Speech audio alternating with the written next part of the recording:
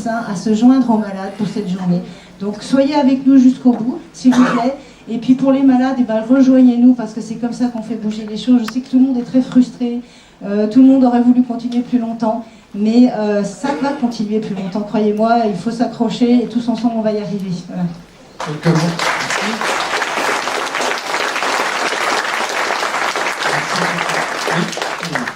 Oui, Dr Gall, président de l'Ordre. Je voudrais d'abord remercier France Live de nous avoir dit cette conférence et remercier le professeur Perron d'être venu à cette soirée. Je tenais, et je voulais remercier aussi tous les patients, les professionnels de santé au nom de l'Ordre d'être présents ce soir. Je dois dire que c'est une maladie qui nous touche beaucoup. On est de plus en plus sensible à cette affection. On a de plus en plus de cas. Les érythèmes migrants, c'est relativement fréquent. Des paralysies type paralysie faciale, monoparésie, on en voit de plus en plus aussi. Et je pense que nous sommes de plus en plus hommes de terrain sensibilisés. Ce que vous avez raconté pour la Haute Autorité de Santé, on le vit aussi nous dans notre profession, dans des tas d'autres affections. On n'est pas d'accord du tout non plus avec la Haute Autorité de Santé. Mais comme vous le savez, il faut une seule tête, hein, et c'est un problème bien français, comme vous l'avez évoqué. Je voudrais aussi dire que les plaintes qui ont été déposées, c'est pas forcément l'Ordre qui les a déposées, c'est qu'elles sont instruites. Elles sont instruites par qui ces plaintes? Par les caisses d'assurance maladie, parce qu'il y a des recommandations. Et les caisses d'assurance maladie font des enquêtes, vous savez, très précises sur l'activité des médecins, sur le profil des médecins, combien vous prescrivez d'indemnités journalières, combien vous prescrivez de traitements antibiotiques par classe, d'anti-inflammatoires, etc., etc.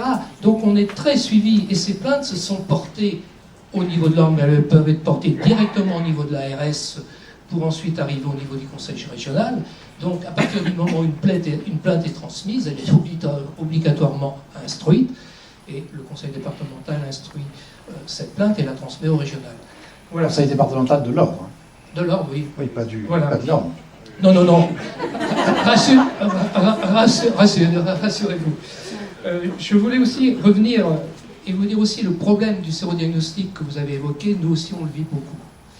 Et les patients redemandent souvent des sérodiagnostics. Alors, faut-il redemander des sérodiagnostics pour suivre le profil, notamment dans le Boston Blot? C'est une question que j'aimerais vous poser. Je veux aussi vous dire que le Conseil de l'Ordre est très près dans ce département au niveau de tout ce qui est démographie, problèmes de santé publique, et nous sommes tout à fait prêts à nous associer avec vous et avec France Line pour étudier toute possibilité dans ce domaine au sein de notre département qui est un réservoir de virus, enfin pas de virus mais d'arthropodes très important. Je vous remercie. Merci. Je voudrais qu'on répondre à la question et puis quelques mots de conclusion. Il faut applaudir au nom de Dr Gall parce que je trouve ça fantastique que le Conseil de l'Ordre ait cette ouverture d'esprit. Juste pour répondre très ponctuellement sur l'aspect technique, ça ne sert à rien de contrôler les sérologies parce qu'il y a des gens qui restent très malades, les anticorps disparaissent et vice-versa. C'est malheureusement un test. Dans certaines maladies, on peut suivre l'évolution de la maladie sur les tests, mais là, ça ne sert à rien. Donc vous voulez que je conclue? Oui, quelques mots. Bon, alors, quelques mots quand même. L'espoir, c'est qu'il va probablement y avoir de la recherche. Bon, là, j'ai eu des contacts avec les gens qui s'occupent du financement de la recherche publique. Une grosse étude qu'on va faire avec les vétérinaires, à la fois chez l'animal, chez l'homme, avec les maladies transmissibles lactiques. Bon, on ne peut pas vendre la peau de l'ours, c'est pas encore complètement accepté, mais c'est en bonne voie. On essaie de développer aussi de la recherche avec certains laboratoires de médecine vétérinaire. C'est par la recherche qu'on va s'en sortir. Malheureusement, jusqu'à présent, moi j'ai déposé des tas de projets de recherche. Et autant si je travaille sur le VIH, l'hépatite C ou autre chose, on arrive à avoir des financements. Dans le Lyme, depuis plusieurs années, c'est impossible parce qu'on ne finance pas une maladie imaginaire. C'est encore ça dans l'esprit des gens dans les commissions qui attribuent des crédits de recherche. Bon, je pense que ça va changer et je me tourne vers nos amis politiques parce qu'il y a une vraie ouverture d'esprit aujourd'hui chez les politiques, même si bon, le ministère ne voit pas encore clair.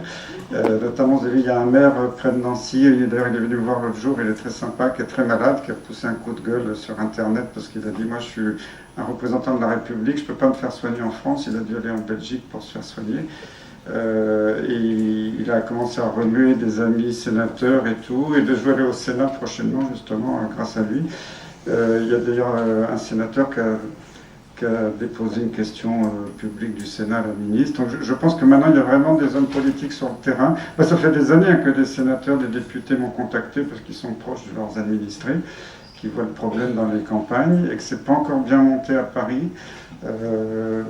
La loi, malheureusement, a été bloquée l'année dernière. C'est dommage. Il y avait une loi Lyme qui était soutenue par 70 députés qui avaient signé pour la soutenir. Mais je pense que ça va, j'espère en tout cas que ça va avancer, parce que c'est le seul moyen de s'en sortir, c'est le soutien politique et la recherche. Et un petit peu de sous pour mettre du beurre dans les épinards. Hein. Merci beaucoup, professeur Perron.